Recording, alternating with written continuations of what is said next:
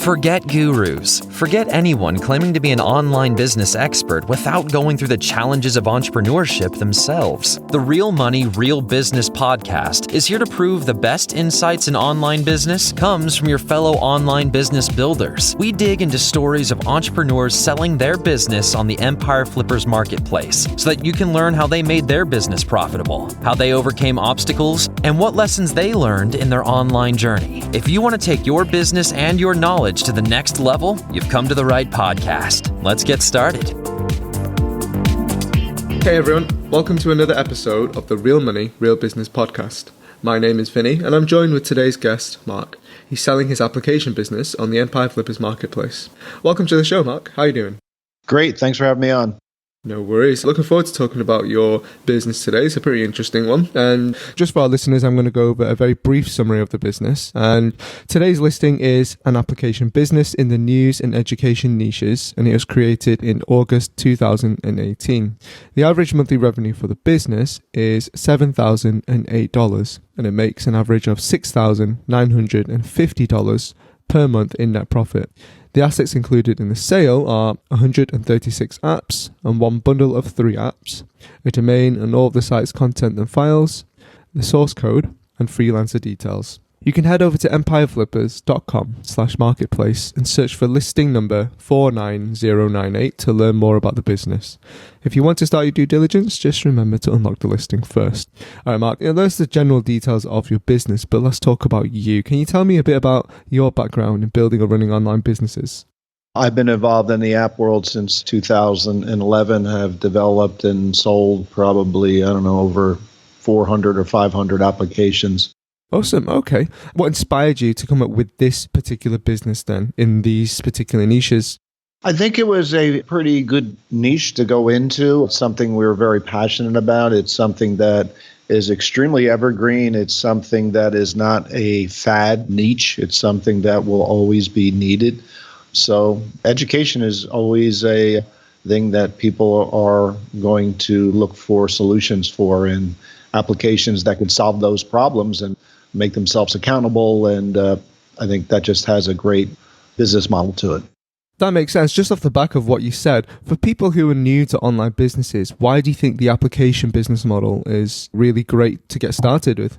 I think the application business model is great to get started because you really don't have to do too much. Once you get your apps up and running, you do not really have to do a lot. There's not a lot of customer service requests or any and all refunds, if there are any, for your applications are all handled through Apple. So it's not like you have customer service that you have to scale based on the scale of your business. So it's a very scalable business for a very small person operation. And it's also a great business that somebody can add on to a huge entity that they may have, where they have thousands of applications and they could cross promote each and every one of them. Sure, and we'll dig into the actual opportunities of growing this business in a short while. I wanted to ask you, Mark, how does the business primarily make money? It makes money through basically people download the applications, they have a free testing, and then if they like the application, they could convert into a paid model. Sure, that makes sense. All of our listeners will be wondering at this moment in time, why are you selling the business instead of staying with it and continuing to grow it?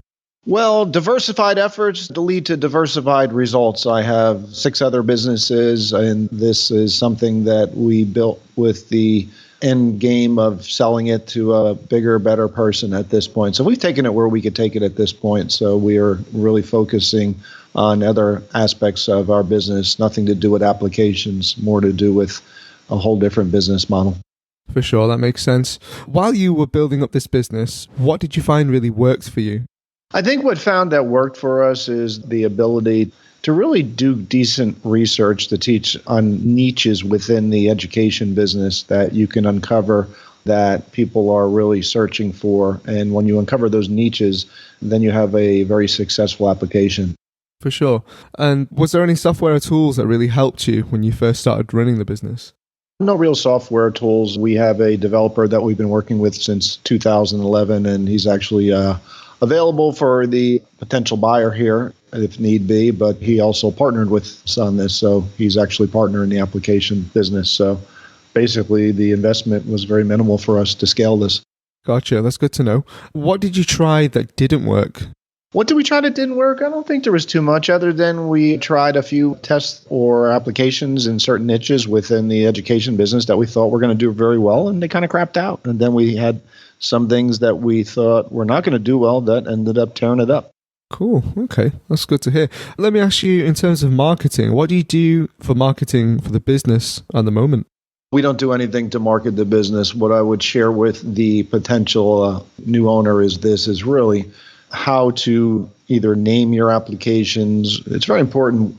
The SEO of the Apple Store, Google has their own algorithm. Most people who are in this niche already understand how it works. But for a newbie or a novice, it's all based on the SEO of the application, which includes everything from the copy to the short copy to the naming of the application. A lot of those things will position you very well when somebody searches for something. So if they search for something and you're showing up very well and you got good reviews, guess what? Chances are somebody's going to download your application. And does the majority of the traffic come from organic search, or is there any paid advertising involved? No paid advertising. Everything's from either Google Play or the Apple Store. Gotcha. Okay.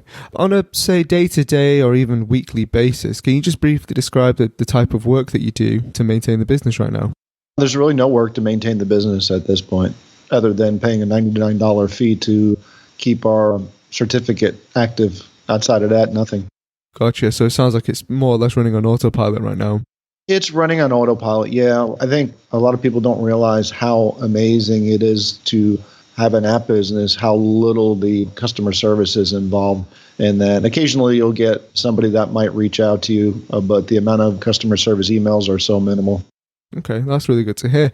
If someone wasn't familiar with the application business model, the niches, what would you recommend are some of the skills or requirements they should learn to brush up on? I don't think you really need to learn any skills. You certainly don't need to learn any coding. There's a lot of people you could find for that. But really, the skills are just being a really good marketer, understanding a niche that is going to grow is always extremely important. So, doing something that was relevant 5 years ago may not be relevant now. And you just want to do your research. You want to find a market or a niche that doesn't have a lot of competition. And if it has a huge amount of competition, if there's 500 applications in a niche, chances are you're never going to get found. But if there's 2 or 3 or less than 10 there, chances are you got a shot of getting downloads there. So we can teach the new prospective owner how to basically use different online programs to search the amount of searches that are going on in Google and things, just like any other SEO. If you were going to position something and you could search based on specifics of this niche. Yeah, for sure. That makes sense. That's a really good segue to ask you about, the potential opportunities to grow the business. If you did stick with it, how would you grow the business? I mean, you've mentioned marketing so far. I would grow the business by taking some of the applications and there's a few of them that don't have the best reviews, and take that feedback and increase the quality of content that are in these applications. One. Number two, I would go from a model that what I would say we have is probably outdated at this point, which is a freemium to paid model to a subscription model. Subscription models are very well accepted at this point. Finding the right price points on that subscription model for these different applications, oh my gosh, you could double, triple, even quadruple the revenue in this thing. So this is for the right person. This is for the right marketer, for the right person that sees what I call a diamond in the rough, and basically take this and increase the revenue with very minimal amount of work. Yeah, that absolutely makes sense. That's really good to hear. As with all businesses, there's always an inherent risk in them, right? So what would you say are some of the biggest risks with this business that a buyer should be aware of?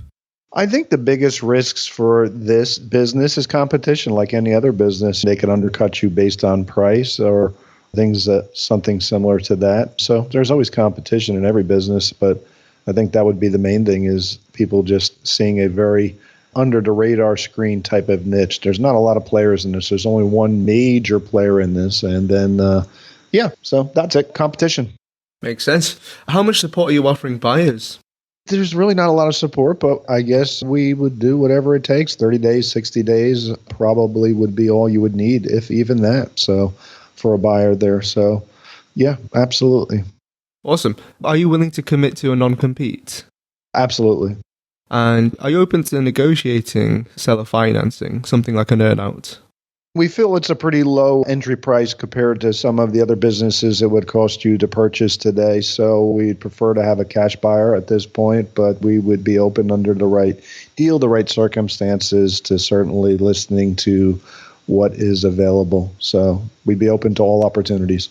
I understand. That's really good to hear. Last question for you here, Mark. If you put yourself in the shoes of a buyer, why do you think that this is a business that's worth buying? I think it's a business worth buying because it's a very under the radar niche. Most people are going into these niches where they think they're going to knock it out of the park and go into the gaming industry or this industry or that industry. And yeah, there's a few lucky participants in that might get something that runs, but it's very, very difficult. People get very bored. They have attention deficit disorder very quickly on applications. Something like this is evergreen. And if I looked at this, I would see, wow, there's a lot of room for improvement by switching this to a subscription model, testing the right price points on that, and you could increase your revenue big time on that. I would also see that there's a lot more SEO that can be done on the website. Without getting into a whole bunch of details on that, that would increase the amount of traffic to the website. That absolutely makes sense. I mean, last question for you. Is there anything else that you'd like to share that you think I might have missed? I don't think so. Other than, listen, there's a lot of blood, sweat, and tears that goes into building an application business, and we would love to see it find a new home and the new buyer or new investor take it to the next level. That's the whole idea, is you go out there and take a baby and take it to the next level. So we're hoping that buyer sees the opportunity here. Awesome stuff. Mark, thank you so much for joining us on this interview today. Thank you for having me on. All right, everyone. Thanks for listening. To learn more and see if this listing has already been sold, head over to empireflippers.com/marketplace and search for listing number 49098. If you're watching this on YouTube, click the link in the description to go straight to the listing. And once you've unlocked the listing, you'll be given everything you need to know about the business. So until next time, enjoy your digital journey.